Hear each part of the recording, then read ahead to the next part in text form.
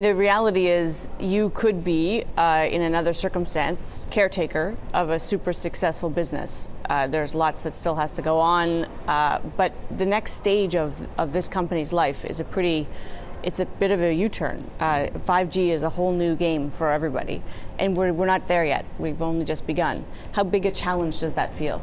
Oh, again, it's back to the opportunity. So we spent the last 10, 12 years as a leadership team transforming this company and putting ourselves in a position where we've got the right assets for the next stage in the evolution of this company, and you've hit the nail on the head.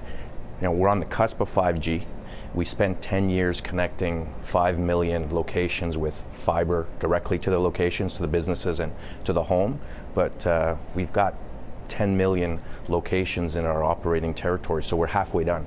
So as I look ahead, we've got 5G, we're on the verge of 5G, huge opportunity, and we've got to complete the task on fiber optic networks, another 5 million locations to go, so still a long journey ahead with tremendous opportunity, and we spent 12 years really putting ourselves in a position that we can seize those opportunities, so it's exciting. So think about then just the sheer CapEx required to do that, right? The business that you're building today, that as you say, there's a big build out still ahead of you. What's required when you talk to investors? What will you tell them about your ability to get that done, leaving aside the massive investment that still lies ahead? Well, there's two dimensions to it, so let's start with 5G. What's from an investment perspective, what's great about 5G, putting aside all the revenue growth potential, is we can actually build it in a fairly reasonable amount of time and, relatively speaking, cost effectively. So, we should be done 5G in a relatively short period of time, and we'll manage that within our traditional capital envelope. So, tremendous growth opportunity there at a reasonable cost. And on the fiber build, we spend about $2 billion a year on fiber, so it's a tremendous amount of capital.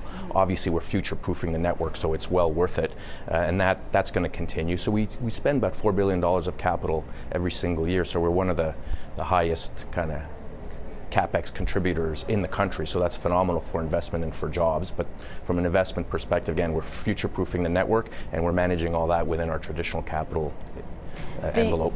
The 5G build-out there's been a bit of a distraction, obviously, around the Huawei question. Right. Where is Bell with that today? Well, ideally, we'd want optionality in our supply chain. Every company wants that. Huawei has been one of our suppliers for our 4G LTE network, and they've been a great partner. Their equipment is top-notch, and that's why, in large part, we have world-leading networks today. So ideally, we'd like optionality in the network. Now, there are broader considerations here at play, which the Canadian government's got to consider, and ultimately what we'd like is some clarity, so that clarity is always good when you're making these massive investments. Regardless of the outcome, we'll adjust. We still do have a little bit of time. If you think about 5G, 5G is really going to come. Real 5G is really going to be commercialized in 2021. There are some gating items that we have to go through first. So, number one is there are no 5G handsets yet. And two, we're waiting for the federal government to auction 3.5 gigahertz spectrum, which is critical spectrum for 5G, and that'll be auctioned later this year. So 2021 is real prime time for 5G.